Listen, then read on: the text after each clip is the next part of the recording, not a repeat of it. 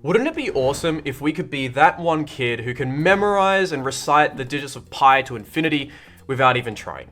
It's this idea that if you can regurgitate what you've studied flawlessly, that all of a sudden, this is the North Star of learning.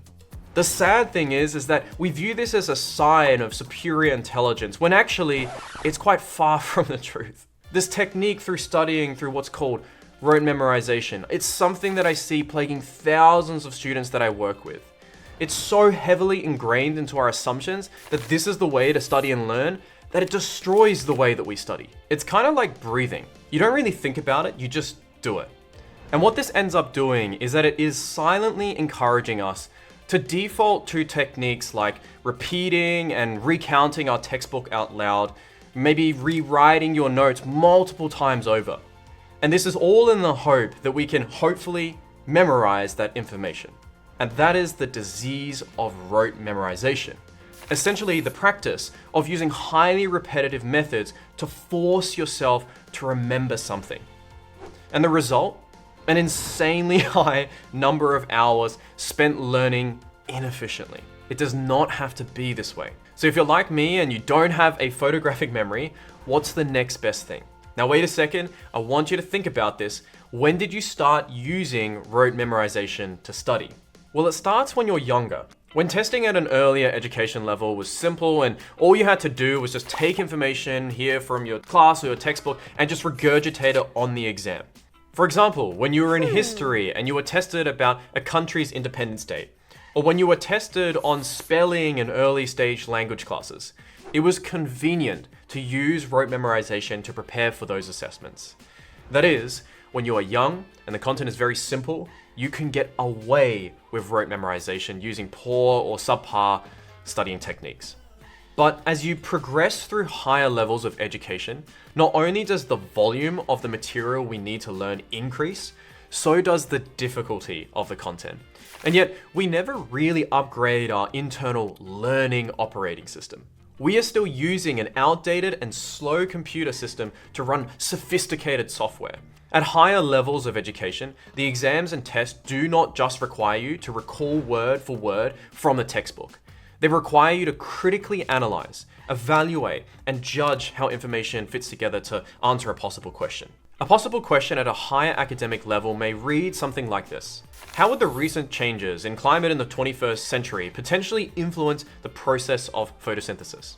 Looking at this question, it's clear that memorizing definitions will not cut it anymore. With the shift towards critical thinking and application of knowledge, you now need to consider many different variables and how they are all interconnected under exam stress as well. There is actually a unique method we use to learn content efficiently. This allows you to retain more information in less time and reduces the need for rote memorization. And this is all backed by scientific learning principles, and this can be achieved by anyone. We do so by learning information and how it all works together, as opposed to learning each piece of information in isolation. Putting information together in this way is part of something called higher order learning. And if you want to know more about what that involves, check out our in-depth video we did on higher order learning, which will completely change your perspective on how you should learn. Okay, let's get into the step of how you can reduce your reliance on rote memorization. Let's take a content-heavy subject that we are familiar with, biology. And I'm going to use an example of Lily, who was a previous student of mine. I was coaching her and she was putting in the work and trying to memorize the process of protein synthesis. However, at the time, she said that the information was leaking out of her brain. Now, why was this happening to Lily? When I asked Lily what method she was using to study protein synthesis, Lily said that she was just rewriting and rereading these notes constantly, writing them down, saying it to herself out loud, and she would do this over 10 times.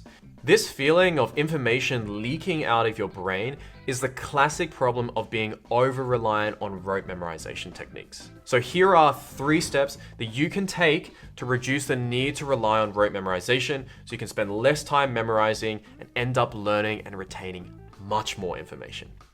Step number 1, understand that facts are glued together by conceptual understanding.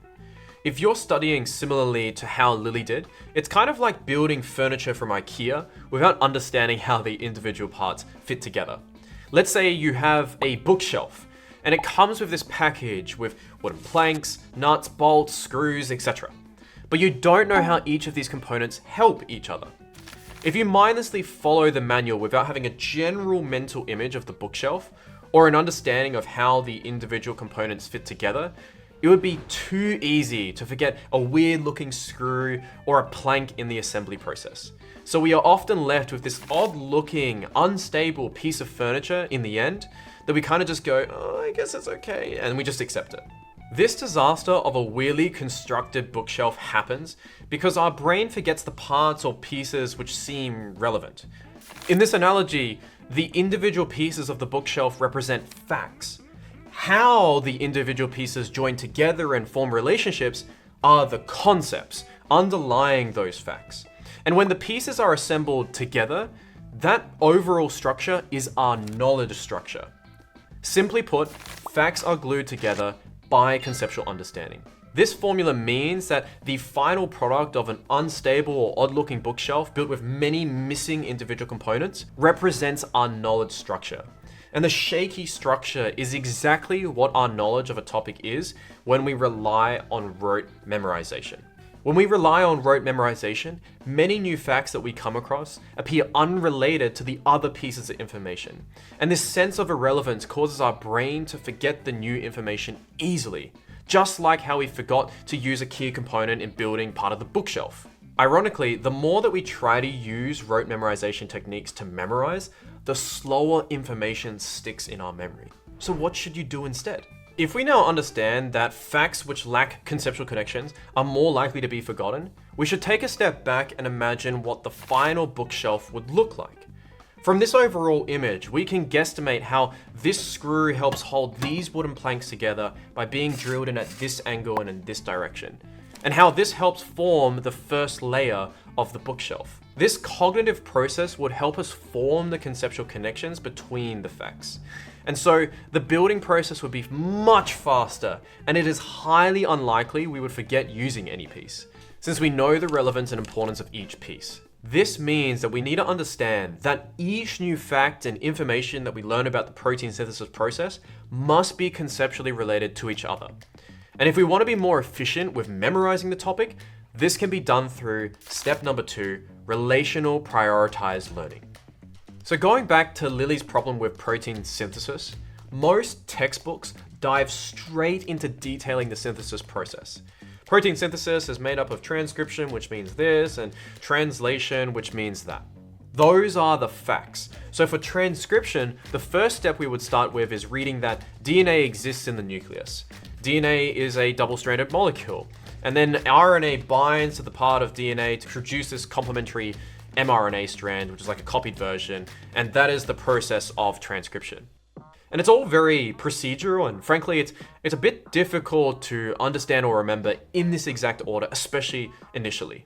When Lily was learning this, she would stumble each time a new term was introduced. DNA, RNA, mRNA, and kind of get these mixed up.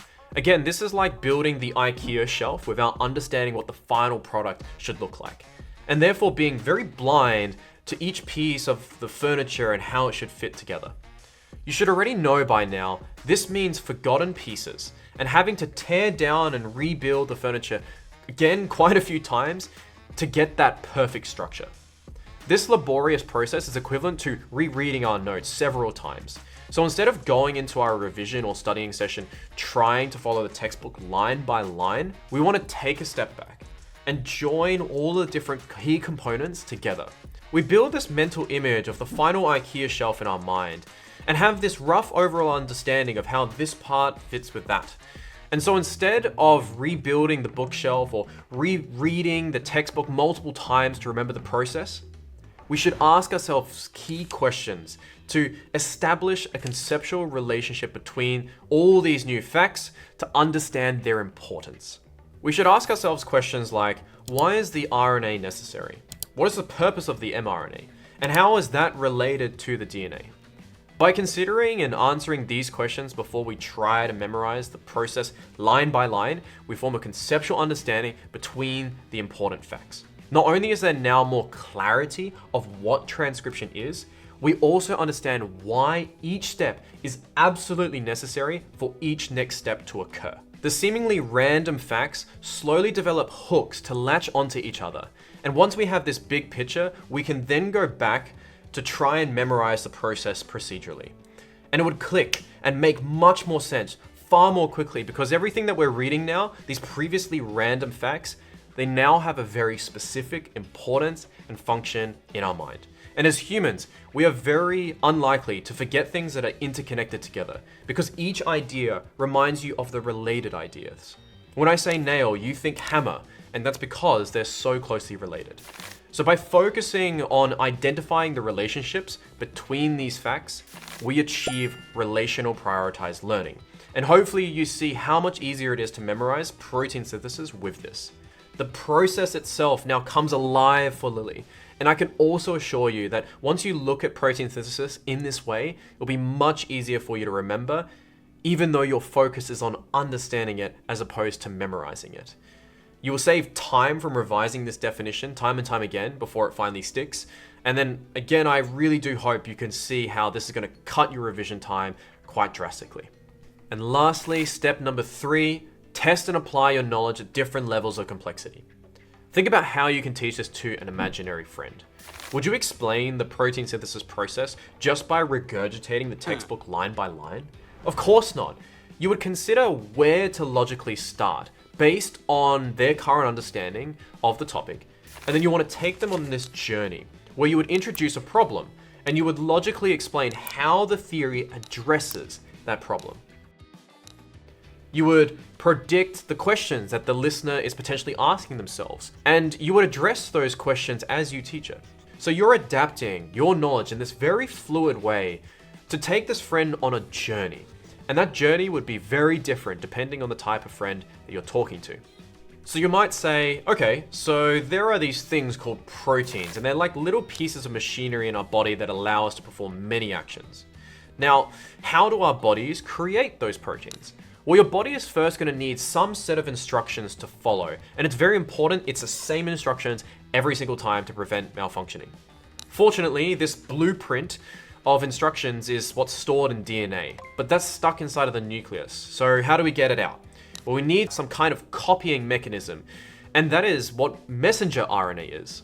So ultimately, the reason mRNA is important is because it allows us to get a copy of the DNA and take it out of the nucleus, which provides a set of instructions to provide the same protein every single time. When we do it this way, it is much more conceptually intuitive and no longer requires memorization, because now it just makes logical sense. You could also test your knowledge by creating challenging questions for yourself. What if I vary X, and how does that affect Y? If I'm given a case study of someone who has a weird disease and this results in the deficiency of mRNA, how would that affect protein synthesis? There are dozens of ways to test yourself, but the important part here is to not rely on one method too much. And if you just relied on rote memorization, you would have many blind spots when you sit an exam. You want to be prepared for any curveball question that may come your way. I hope all of this is coming together now and making sense to you. If you just rely on rote memorization, first it's going to be boring, it's inefficient, and you're going to be spending so much time trying to reread the same definition multiple times. And even despite that, you may run into a question where you just can't quite remember the answer just when you need it. And then as soon as you exit the exam room, it comes to you, right? And that might sound familiar. And the second issue is that when you apply it, you probably don't even know how to use this definition to tackle certain questions. But if you use relational prioritized learning, you can skip this repetitive rote memory revision, and instead you can be already applying and playing with the information in a way that's similar to the way that you'll be using it in the exam. You're already applying that theory. Do you see how much more efficient this is? If you use these steps in this video, it should reduce your need to memorize chunks of text and those small annoying pieces of information like definitions. And it should also, to a certain extent, reduce your need to complete so many practice questions. Gone are the days of rote memorization. Say hello to shorter notes with more fun and more effective revision, and more importantly, less time spent studying. Okay, so let's just run through the big ideas together. The idea of facts and concepts. It's very painful to memorize facts without knowing the concepts which support them. Prioritize the relationships and concepts between the different facts that you have to memorize. This can be applied within definitions or between bigger ideas. Once you understand how the facts are linked together with concepts, try to teach it to an imaginary friend or create challenging questions for yourself. The important part here is to use the information in a more advanced way, rather than just rereading and rewriting and all of that, because there are so many different ways that you can actually test yourself. And if you found this video valuable, make sure to download the PDF below, which summarizes these 3 steps. Make sure to like, comment, and subscribe. Until next time.